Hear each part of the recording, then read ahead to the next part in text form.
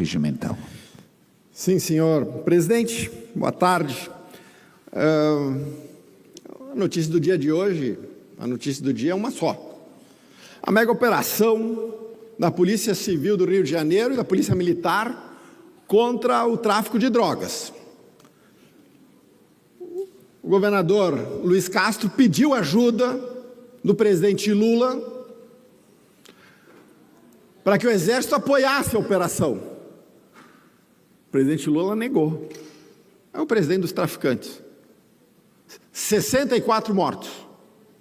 56 traficantes vítimas dos usuários. 4 pessoas mortas por bala perdida e 4 policiais. Minhas condolências às famílias dos policiais mortos. Meu pesar às famílias dos inocentes mortos. E para os 56 bandidos, espero que o inferno lhes aplique o castigo que a justiça brasileira não aplicou.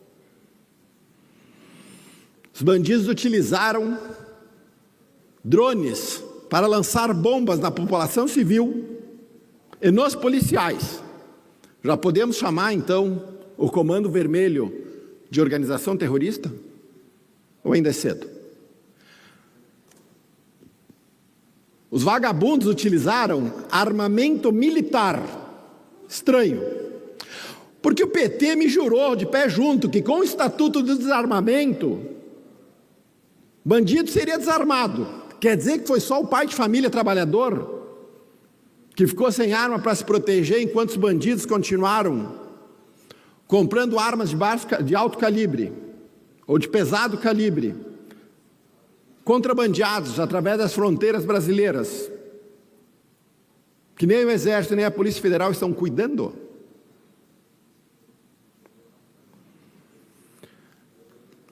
Não é por acaso que o Rio de Janeiro se transformou na faixa de Gaza. Supremo Tribunal Federal transformou os morros cariocas num santuário de criminosos de altíssima periculosidade. A DPF das favelas, que em 2020 proibiu operações policiais em comunidades cariocas, proibiu, para depois se transformar numa política judiciária permanente, impondo restrições a operações policiais nos morros de Carioca, transformou o cenário de hoje em algo altamente provável. Isso é consequência da leniência do judiciário brasileiro e do governo do PT com o crime organizado. Em abril deste ano, a Suprema Corte afrouxou um pouco as regras. Provavelmente porque Donald Trump iniciou uma guerra mundial contra narcoterroristas, do qual tanto o PCC quanto o Comando Vermelho são organizações partícipes.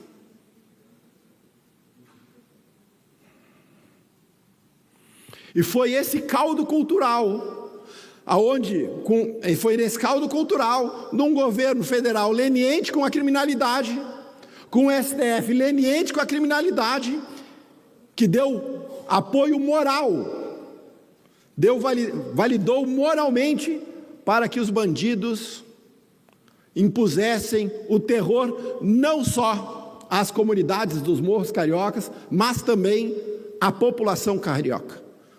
O caos é uma ordem dada pelo tráfico para que seus meninos, os meninos do tráfico, como eram os meninos que roubavam celular, os meninos do Lula, descessem dos morros para tocar terror na população carioca. Ou nós enfrentamos o crime organizado com a violência que eles precisam ser combatidos, ou o Brasil não será só o Rio de Janeiro um santuário de criminosos. O Brasil também se tornará. Isso é uma tática já conhecida da esquerda. Culpabilizar criminosos, culpar a sociedade, inocentar criminosos e deixar o Estado cúmplice do caos. Porque o caos é o que alimenta o poder da esquerda no Brasil. O povo brasileiro sabe... tempo de liderança, presidente. Concedida, deputada. Já o povo brasileiro sabe quem são as verdadeiras vítimas. Eles sabem que as vítimas são os pais e as mães que estão perdendo seus filhos, ou para o tráfico de drogas, ou assassinados por eles. Que as vítimas são os policiais que tombam todos os dias neste país, combatendo o crime organizado. Praticamente estão varrendo areia na praia. Porque é um tal de prende vagabundo, solta em audiência de custódia. Prende vagabundo, solta em audiência de custódia. Quem implementou a audiência de custódia no Brasil? O nosso ministro da Justiça, Lewandowski. Esses dias ele estava comemorando que mais de 50% das audiências de custódia resultam que o criminoso volte às ruas antes que o policial acabe de escrever o seu relatório. Parabéns!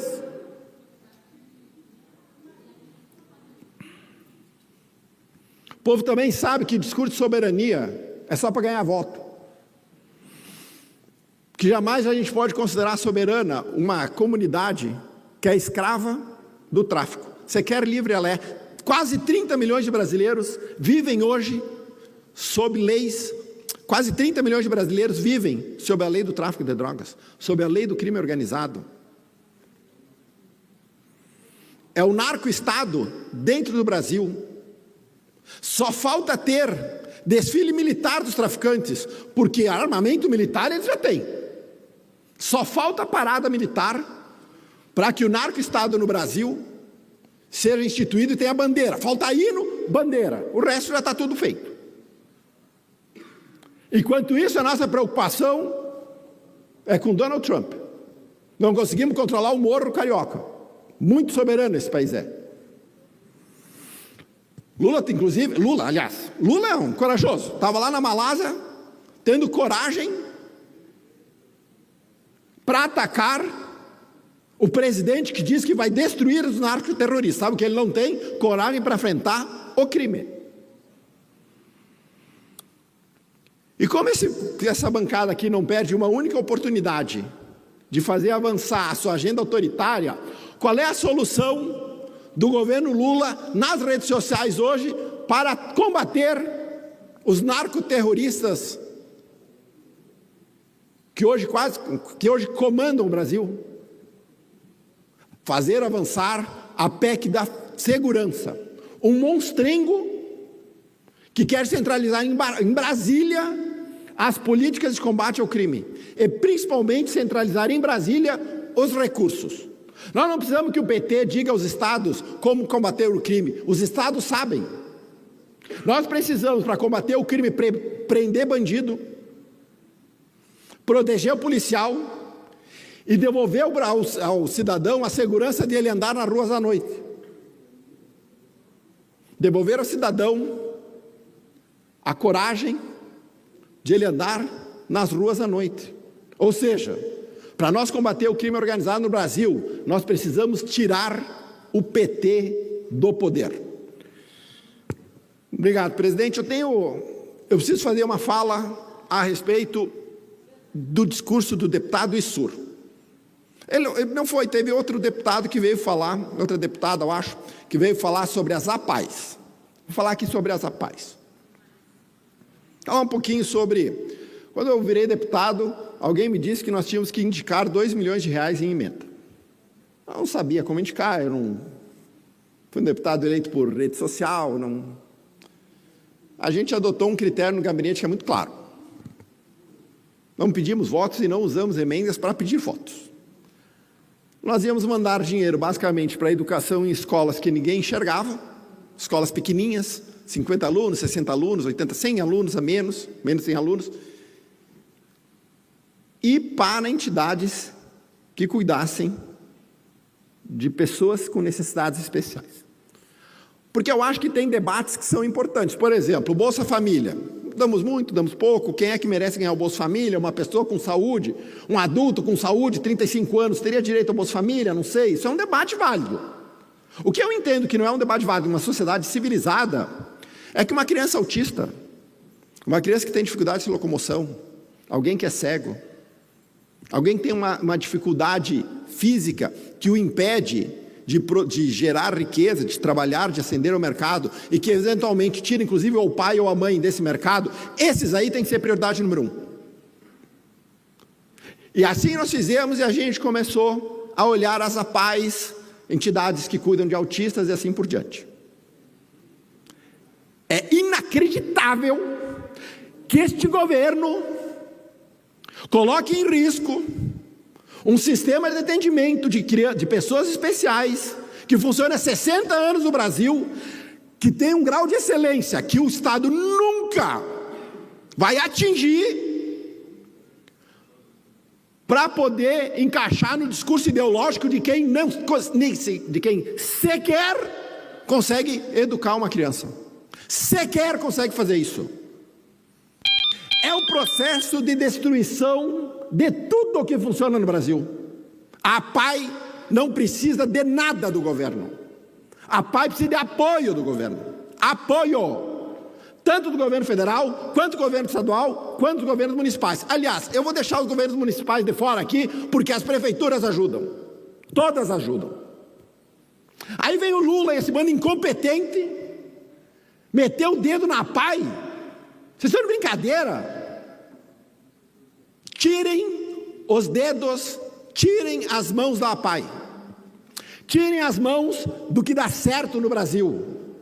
Deixem a iniciativa privada fazer o que vocês não sabem fazer, que é cuidar dos que realmente precisam no Brasil, de cuidados. É só o que me falta, esse governo incompetente, colocar os pais escravos do Estado. Obrigado, presidente. Terminando o período das comunicações parlamentares, passamos ao período das explicações pessoais. Inscrito para falar, deputado professor Cláudio Branchelli. A tribuna está à sua disposição pelo tempo regimental.